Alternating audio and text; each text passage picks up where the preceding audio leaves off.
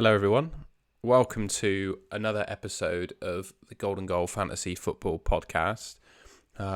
Missed a week last week for obvious reasons. Games were postponed last weekend, but we're back on form for Gameweek 8 this time round. And as always, I'm joined by Sam. How are you getting on, mate? How's your week with no football been? Yeah, it's been all right, mate. Can't even sort of remember what it was like with the football. It feels so long ago, so feel a bit out of touch. So the pods come at the right time. What I think would be a good idea is just to have a look at the fixtures that are on this week, have a chat about who the best captain is. Yeah, I think we've got a couple of our teams to show on the screen, and to be honest, I'm after a bit of advice on what to do with mine, so I think Sam and I can chew the fat on that. And then we got some Twitter questions that we'll go through as well. So first up, there's only 7 fixtures this weekend. We've got Villa, Southampton, Forest, Fulham, Wolves and Man City, Newcastle, Bournemouth, Spurs, Leicester, Brentford, Arsenal, and Everton, West Ham. I think he played 90 in the Champions League as well. But regardless of that, I think key obvious captain for me this week is Haaland, mate. Although I don't hate an outside pick on like a Kane, but I just think Haaland's just been unbelievable, and I think I will be captaining him on the Saturday. yeah. Wolves aren't overly poor defensively, are they? And they're at home, so I think that's going to be. I don't think it's going to be floodgates, but I think you're probably right there. It's a Haaland captaincy, and actually there could easily be. If you just had a Cancelo or something like that, I'd be well happy to stick it on Cancelo. They don't score heaps, do they, Wolves? Although they just signed Diego Costa. Did I dream that? Or Yeah, they have, but I can't remember exactly what it was, but I saw a tweet about his goal scoring record after leaving Chelsea, and it is disgustingly bad. So it'd be interesting to see if he's any good. yeah, again, it wouldn't hugely concern me at the moment for that Man City game. So yeah, I think a Man City asset is a prime captaincy shout. Although, like you said, I think a um, Harry Kane, or even a Son, if you wanted it outside. No, he's not been playing very well, but this could be plum fixture, couldn't it? For It's really annoying for me. You'll see my team. I have such a good feeling about Son this weekend. I think that Leicester game and the fact that they're just so crap. I just think it's the ideal game for Son to get himself back on the score sheet. The only problem is he got hooked quite early in the Champions League. I think it was Richarlison might have been the other one that started rather than Kulusevski, and then Son came off for Kulu. I'm just not sure if Son's going to start. Otherwise, if I knew he was going to start, I think I'd recommend him as a pick this weekend. I think he's a good outside shout. Like he's he always goes. He wasn't as patchy last year, but I think previously he's been quite patchy. Where he just has a purple patch and he just goes mad. We're just waiting to catch him on that. So yeah, I do think he's a good outside shout. Obviously, Harry Kane is a great shout. I think Kane's got a good record against Leicester as well. So um, I think that's quite a tricky one between the Wolves and the City. But given the Haaland's form, just like you just said, do we really want to overthink that? Just stick it on Nah, I Haaland. think you got to go Haaland, haven't you? And just looking at the rest of the picks, I mean, for yourself, mate, are you considering bringing in Mitrovic?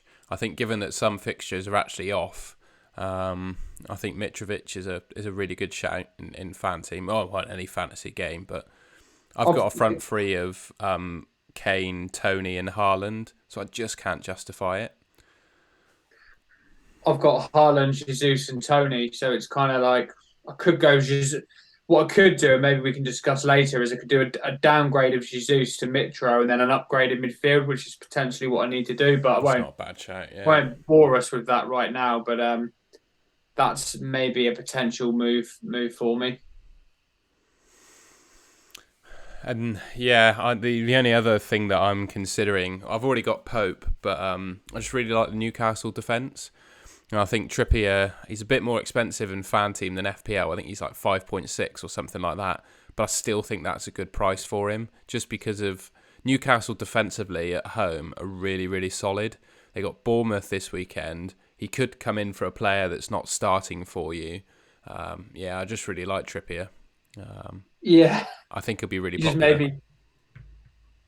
Stupidly last week, I think I replaced Martinez with Henderson instead of Pope. I don't know what I was thinking.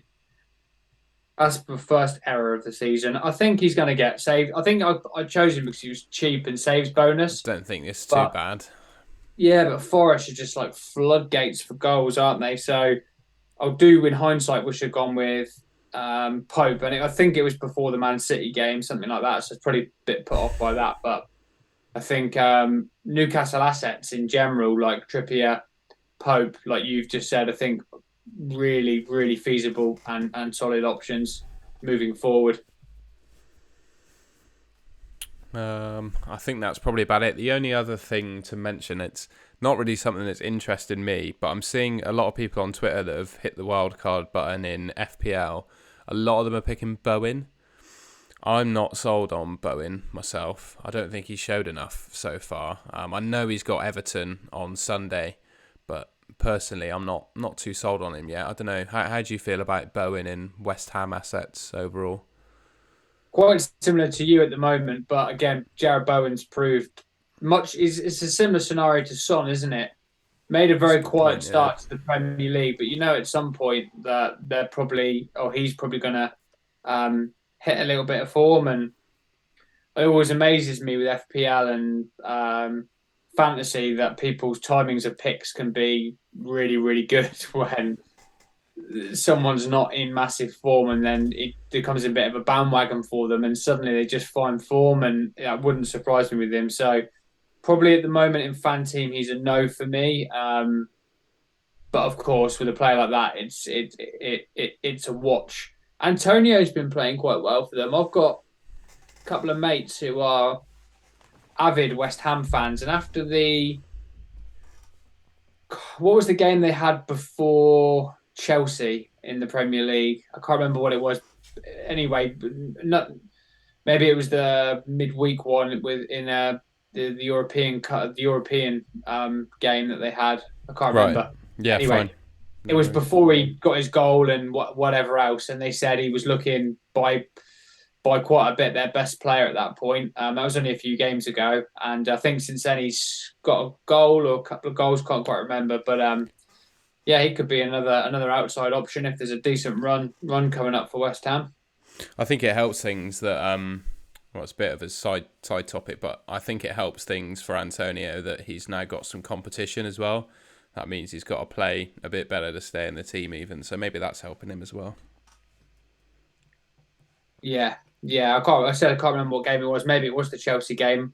I'm not even sure if have they even started any European stuff yet. Maybe they Yeah, I haven't. think they played one last week, so I think you are right. I can't confess to be a West Okay. Ham expert, to be honest, mate, but what you said sounds fair enough. Yeah, no, yeah. Well, regardless, can't quite remember which games, but yeah, he could be an outside shot. The only thing is with those striker slots is there's like such high competition, isn't there? Kane, Jesus, Tony, Mitrovic, and Haaland. It's like, would you want to bring in a kind of a striker that's not currently performing at those levels of those five? Probably not.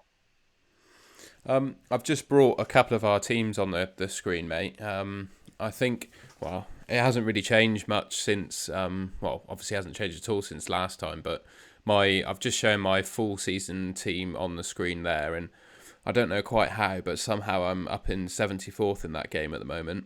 And you can see my team on the screen there. To be honest, like you were saying, with picking players just at the start of their form, etc. To be completely honest, I think I've just got lucky with some of the players that I've got in this team. But yeah, is what it is. I'm very happy and grateful to be in that position, but there's a long way to go. And you see in my team, it's not too bad a situation with the cancelled games. I can just field a full 11 right now with the bench that I've got. But I also have 4 free transfers in hand. I've got non-playing Cucurella and Salah. and 4 transfers. So it's just a case of working out what the hell to do with my team, really. And what are you thinking? I really want to buy Trippier, like I said before, but I just don't know how to get to him because he's 0.6 million more than Cucurella, and I've got nothing in the bank. So I just don't know Yeah, how you'd to have to get to use him. another move, wouldn't you, to free up some funds? And the thing is, if I do use another move, who do I take out? Because I'm really happy with the rest of them. Like Kulusevski, How much I is think he can smash it against Leicester. Martinelli, I think he would do really well against Brentford. My front three, I'm really happy with. I maybe could downgrade Dyer, but even then, I think they could keep a clean sheet against Leicester. So I don't know, really, mate. Yeah, that could be the go, actually, couldn't it? That could be the go. Dyer Their down. fixtures do change, I think, don't they, Spurs? So yeah, you may well be right. Then I'd be tempted for yeah. What you think of Harry Kane? You're just going to keep him like sort of long term? Probably not long term, but I want at some point I will probably get rid of him for Mitrovic. But right now, I just don't think I can justify it. I just think he's an excellent pick this week. And I know Yeah, if I you. sell him for Mitrovic, he will outscore Mitrovic. Yeah, I don't think you do it this week. I don't think that's the right move. I think you're bang on there. I think for me, Dyer would be you. The Dyer would be the one in that team that could be downgraded to then upgrade um, whoever it is to Cucurella. Get Cucurella rid of to Cucurella. Trippier. Yeah, Although sounds good. Cucurella looked fairly lively, get like fairly forward last night. I only saw the highlights, but he was overlapping all the time, and think Potter's obviously worked with him before. I think he could be a good asset. Like, do you want to get rid of him? Could you do a let's have a look at your bench? Yeah, unless you did a mega dire downgrade, so you could upgrade the defender on the bench. But I don't know if that's possible or not. No, I don't think it is with 0 in the bank. Maybe you just leave it, Tom, It just feels so odd to roll this week. a five Again, chance 5 buy. transfers. It's But if mental, it isn't it? isn't broke, why fix it? Who would you play then? You play Dewsbury Hall against Tottenham, and then you play Gibbs White against Fulham. I don't hate Gibbs White against Fulham. No, I don't hate that either. I think Gibbs White is definitely a startable player. Not too sure about Dewsbury Hall against Tottenham because he has been on the bench a few times. Just I think Rodgers has been trying to switch it up to get them to play a bit better. Yeah, We'll talk. Can we talk about yours then? Go back to mine. yeah. That might help me a bit. What's your story then? What are you thinking with your team? It's on the right, viewers, by the way, but obviously you probably caught that mine was on the left. Sam's team is the one on the right here. So Van Dijk, Cucurella, Salah, Aronson. I've got three free transfers as well. So I am what's the li- I am tempted to do Jesus down to like Mitrovic and then upgrade Aronson in midfield. Personally, looking at that, I would do Van Dijk down to Trippier. Yeah, I think that makes perfect sense. And then the other two moves you talked about. yeah. I don't know who I'd go for, but in midfield, but definitely maybe Jesus to Mitro. Although Jesus is been returning quite nice, but then He's 58% owned as well. But not that yeah, makes Mitrovic ownership's going to be pretty ludicrous as well, isn't it? yeah. Is it another one where I just so I could? I mean, I'm not going to play eight Nuri versus Man City. That's not really like what I want to be doing. Happy to play Morgan Gibbs White maybe in place of Aronson, but yeah, I need to. Yeah, it's kind of crowbarred us a little bit, although it was Liverpool Chelsea, wasn't it? I think it probably yeah. I think a Van Dijk downgrade. I think that was on the cards anyway because Liverpool just not keeping enough clean sheets, and there's not much in the way of bonus in FanTeam for a player like Van Dijk, so that could make sense. And then, yeah, upgrade something in the middle of the park. That still leaves me, well, then puts me in the same conundrum as you, really, doesn't it? I'd be playing Dewsbury Hall and Gibbs White. I don't hate Gibbs White. I don't like Dewsbury Hall personally. I think if you No. can use a transfer to stop yourself starting Dewsbury Hall, and you've got the transfers in hand, I think it's worth doing. Yeah, I almost certainly think I'm gonna downgrade Verge. Maybe you could go even cheaper than Trippier. Maybe that's what I could do as well. I could pick like Shah or someone like that. But again, Yeah, you just I wouldn't be. I just wouldn't be happy because I'd always rather have Trippier. yeah, exactly. You want the premium asset, don't you? Yeah, it's quite a tricky one because again, like Cucurella, do I want to take him out? He's cheap. Just stash him on the bench for the week. Um,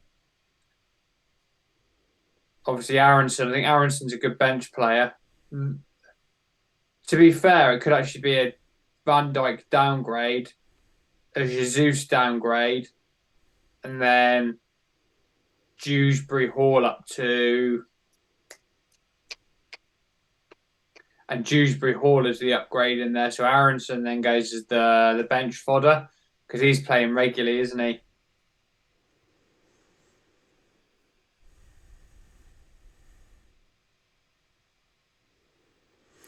I was just looking what options are available to me, but they're pretty bleak under 4.5 million at the moment, I must say. Should we have a look at the fixtures?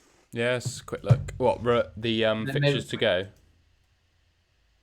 or just the game Uh, weeks? the yeah, the fixture kind of fixture grid. Who's Yeah, got it got up sort now, of mate. nice.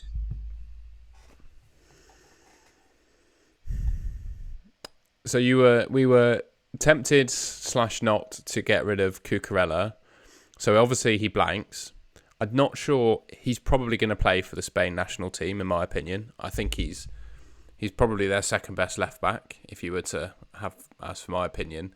So coming back from international break, his run is Crystal Palace, Wolves, Aston Villa, Brentford, Man United, Brighton, then Arsenal and Lovely run, Newcastle. mate. So A it's lovely not bad run. at all, is it? I'd actually be really tempted for like Raheem Sterling double up in there as well.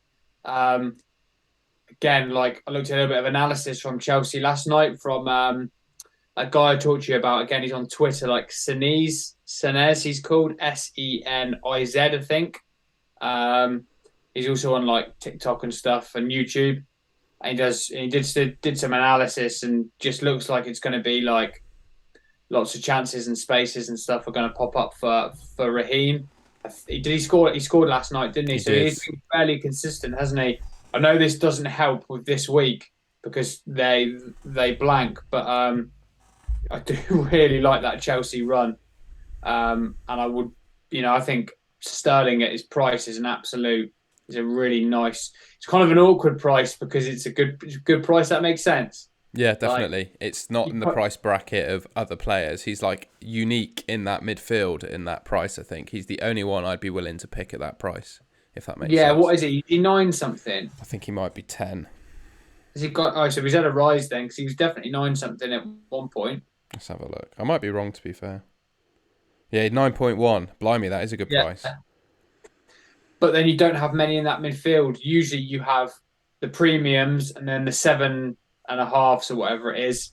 Um, but I do really like Sterling moving forward. It doesn't really help me, but maybe it does help me because I could potentially just make one move and just try and get kind of a team out this week. I mean, quite a few people surely are going to be in similar boats, Tom. I think so. I think the way, like the FanTeam bench template, for example, most players in on most people's benches are probably starters and they probably have a fixture this week. So I think, yeah, I don't think it's quite creating the pandemonium that it might be on FPL. What this blank week? Yeah, I don't like. I think we talked about this on camera on pod last year. Don't like making wholesale changes for the short term gain. I agree. When you like, for example, we just talked about taking Cucurella out. Yeah, they haven't been great. Chelsea. They've got a new manager. Potter. We know is a really good tactician, and you think there's going to be a bit of a bounce. I wouldn't want to go and take players out and then bolt in players with like subpar fixtures. Like, do I really want? I mean, what's Newcastle's run?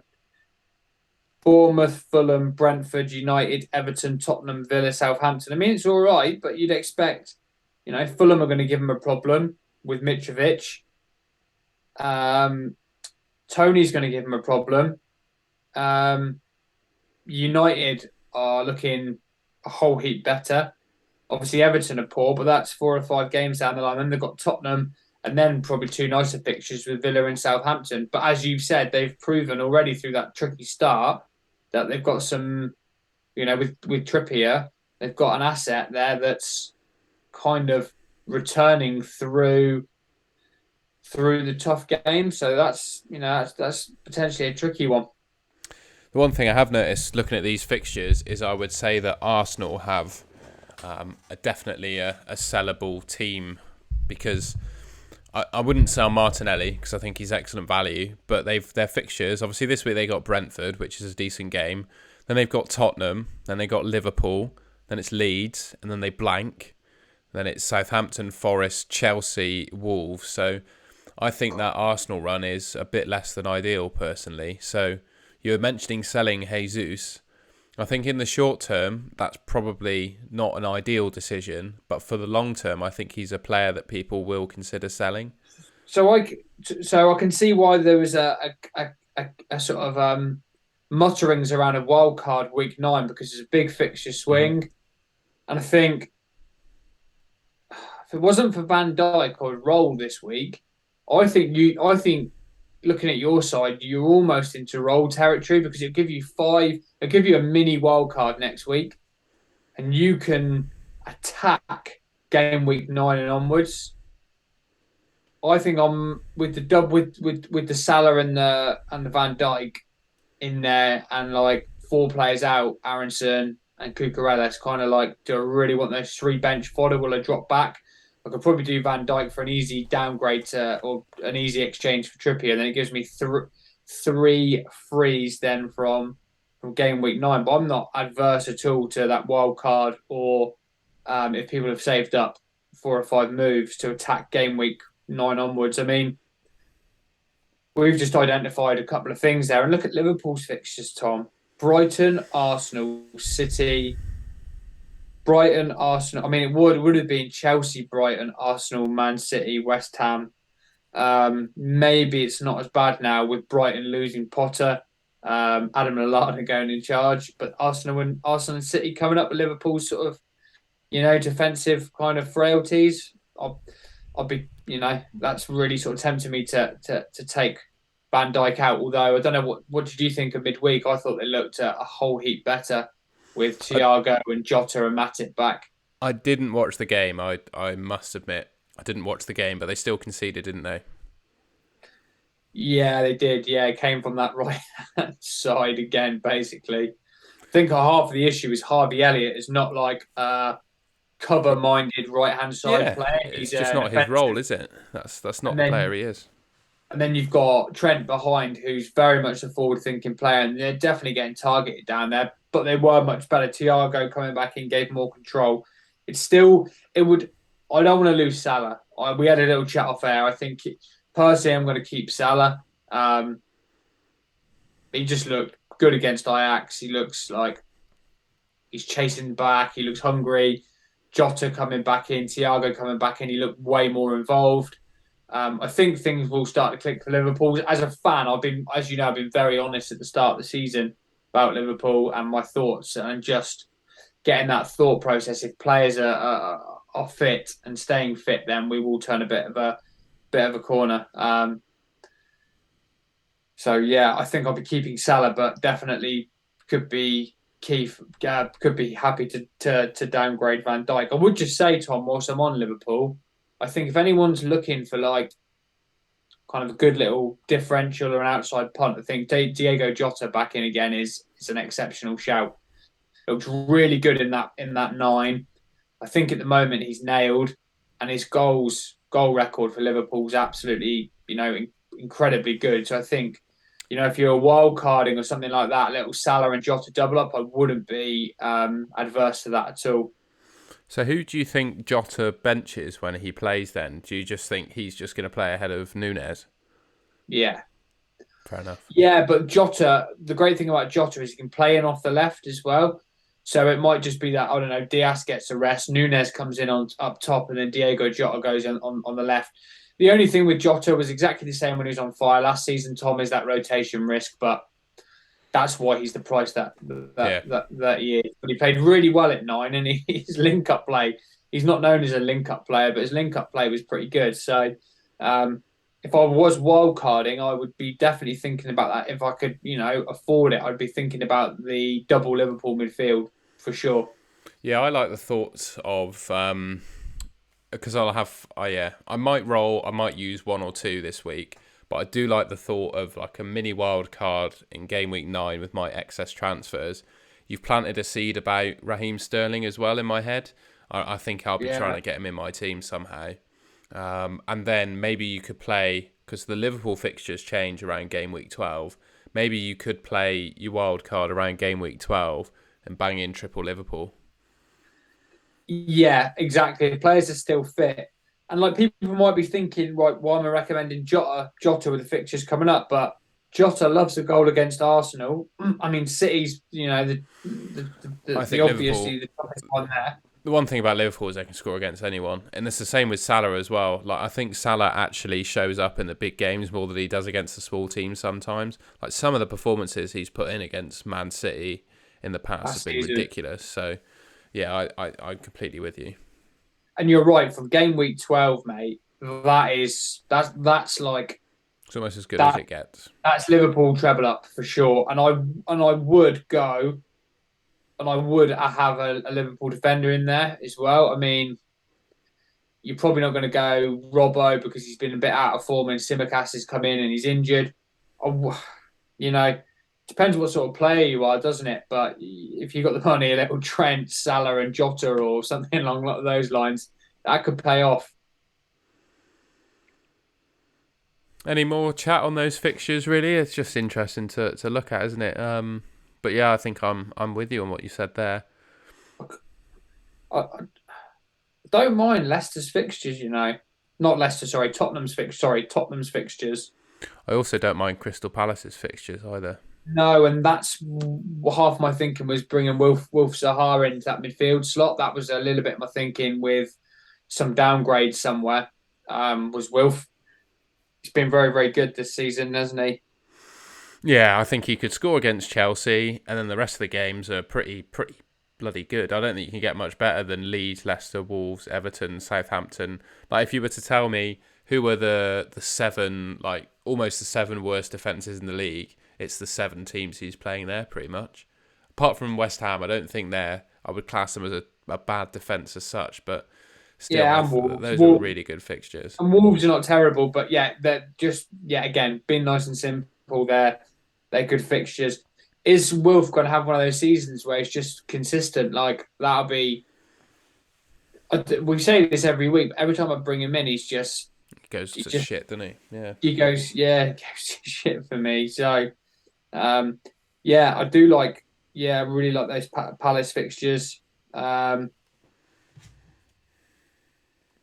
yeah, I'm not a big fan of, like you said, of the Arsenal fixtures there. Um, but I don't mind Tottenham, Tom. Sorry, I was going back to that Tottenham, but Leicester, Arsenal, Brighton, Everton, United, Newcastle, Bournemouth. I mean, that's a good run for Kane, isn't it? Kane loves a goal against Leicester. Obviously, Arsenal's a great fixture. Like he can score in all those games. I'm still considering selling him. I can't believe it, but I'm still considering selling him for Mitrovic. I just think it's the right move. I don't know when is the right time to do it, but I think Um, downgrading Kane to Mitrovic, because they're personally, I don't think there's Hell too of a much run in between it, them. There's Mitrovic. there's not too much between them in terms of their points value. I don't think. I think we've had enough games now to tell us that Mitrovic is a real asset. And it's And what it allows you oh, to the do price difference elsewhere is as well. insane, isn't it? So I think it's still a good move. That might be what I do. I might be quite conservative this week, then do Kane to Mitrovic and try and find a way to bring in Raheem Sterling and Zaha. Forest, Newcastle, West Ham, Bournemouth, Villa, Leeds, Villa. Sorry, Villa, Leeds, Everton as his next kind of. It's insane, isn't it? You could see him Yeah, scoring in all of those games. yeah, and then obviously there's probably a hop off if you want after the for Man City and then United, but that's kind of You one, could two, bench him at the three, price he four, is as five, well, to six, be honest, if seven. you wanted to. That's 7 games time, so there's obviously plenty of time to plenty of things to happen. What's your thoughts on Tony? They've got Arsenal, Bournemouth, Newcastle, Brighton, Chelsea, Villa, Wolves, Forest, and then City. He's got some nice fixtures in there. He does. He's in my team, and he'll be staying there, mate. This I is do tricky, think mate, isn't it? it is like those striker spots are really hard. I think personally the best three at the moment are probably Haaland, Tony, and Mitrovic, just because Yeah, Jesus blanks in 12, and there isn't much to choose between Kane and Mitrovic is just so much cheaper. So I think that's the ideal three, but I'm not going to be making any hasty moves just now when I've got my three of Kane, Haaland, and Tony. Certainly for this week, anyway. for anyone that was looking maybe at a West Ham kind of midfield asset like a Bowen, Everton, Wolves, Fulham, Southampton as the next four. That's nice, isn't it? Yeah, you could see why people are looking at him, 100%. I'm just gonna have a look, see if we got any Twitter questions to reel through. Yeah, go for it, mate. I did our captain polls as well, and we've got so many tweets coming out of them. So thank you everyone for tweeting us and filling up our notifications. It's just making it hard for me to find the questions. 2 seconds. I'll quickly switch the view back. Right, so we did just for the sake of the pod, we did a little fan team captaincy poll on our Twitter page, which you'll see at the top of the screen. If you check that out, there's a poll on there for the community on Twitter's choice for captain this week. I don't know if you can see that, but the overwhelming winner is obviously Haaland this week, with Kane in. Haaland's on 68%, Kane on 19%. Yeah, as we thought. As we thought. Okay, so our good mate FPL Shenanigans, he asks us best 1 week punts in each position. I'm happy to go goalkeeper in defence if you like, and I think it's Pope and Trippier for me against Bournemouth. Yeah, that was based off our conversation earlier. It's I got the easy ones, mate. yeah. What have we got midfield and up front? So I'm going to go midfield with Son, I'd have said the same. I agree. and I'm going to go. Although that was close with Bowen, but I just think Son's got that kind of really explosiveness. Obviously, I'll leave Haaland as just he's an essential for anyone, and therefore go Mitrovic versus Forest as the I like striker. it. I think I'd Striker go. 1 week punt. Sorry, mate. I talked over you then. My bad. That's right. Yeah, you go for it. I said for striker, I think I'd just say Kane, just to be different. I think Mitrovic and Kane are very good options this week. Yeah, I think there's some tasty 1 week punts there. I think if you're going to do a monster week thing or whatever, then this could be a good week for it.